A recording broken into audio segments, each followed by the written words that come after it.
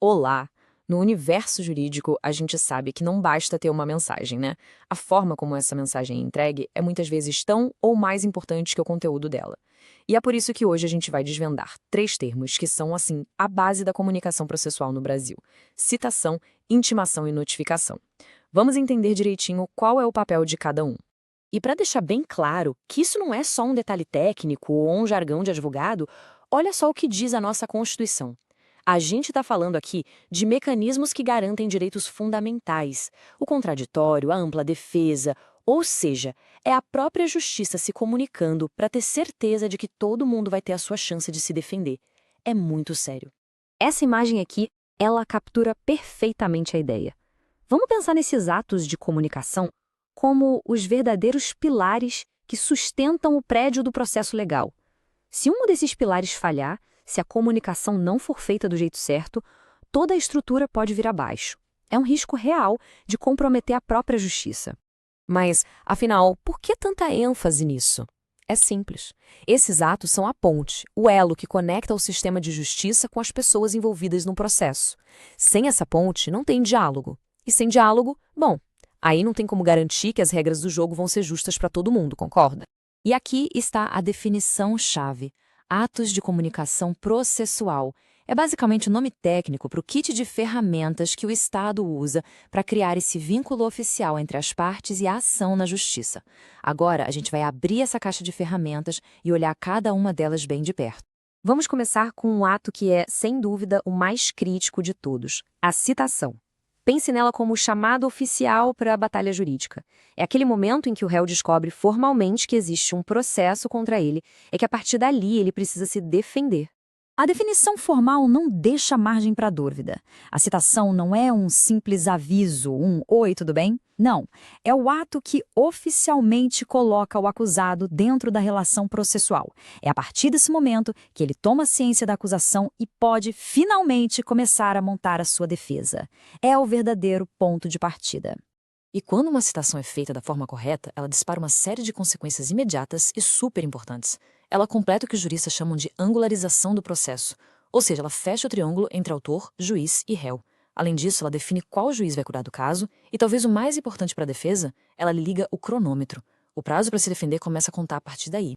E aqui, gente, está o ponto que ninguém pode esquecer. Não é à toa que está em letras garrafais. Se a citação tiver algum erro, se ela não for válida, todo o processo pode ser anulado. É isso mesmo, todo o trabalho vai por água abaixo. É uma condição tão essencial que um erro nesse passo inicial contamina e invalida tudo que vem depois. Ok, então o réu já foi citado, já está dentro do processo. E agora? Como ele fica sabendo o que acontece em seguida? Bom, é aí que entra a intimação. Ela é, basicamente, o canal de comunicação que mantém o diálogo e a transparência durante toda a jornada do processo. A definição é bem direta ao ponto. Intimar é da ciência, é informar sobre o que está acontecendo no processo. Por exemplo, é por uma intimação que a pessoa fica sabendo de uma decisão do juiz, da data de uma audiência ou de um prazo novo que precisa cumprir. É o fluxo de notícias que mantém o processo andando. Então, para a gente não confundir nunca mais, a citação é a porta de entrada. É o convite para entrar no processo. Acontece uma única vez para trazer o réu para a história. Já a intimação? A intimação é a conversa que rola depois que a pessoa já entrou.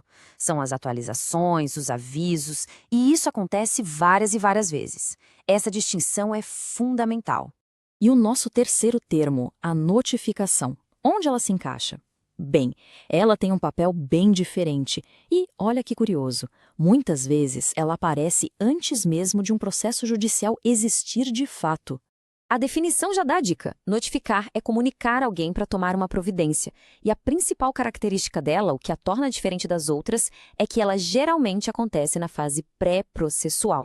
Um exemplo clássico ajuda a entender bem. Pensa num inquérito policial. Quando a autoridade chama alguém para prestar esclarecimentos, essa comunicação é uma notificação, percebe? Ainda não existe um processo judicial rolando, mas já existe uma ordem para que a pessoa faça alguma coisa. Essa é a essência da notificação. Muito bem. Agora que a gente já viu cada uma dessas peças do quebra-cabeça, chegou a hora de juntar tudo. Vamos ver os três conceitos lado a lado para que as diferenças fiquem cristalinas. Essa tabela aqui é um ótimo resumo, quase um mapa da comunicação na justiça. Começa com a citação, que é o chamado inicial. Depois, ao longo de todo o caminho, a intimação mantém todo mundo a par de tudo. E a notificação? Essa geralmente vem antes, na fase pré-processual, para ordenar alguma providência. Fica claro que a finalidade e o momento em que cada ato acontece definem quem é quem.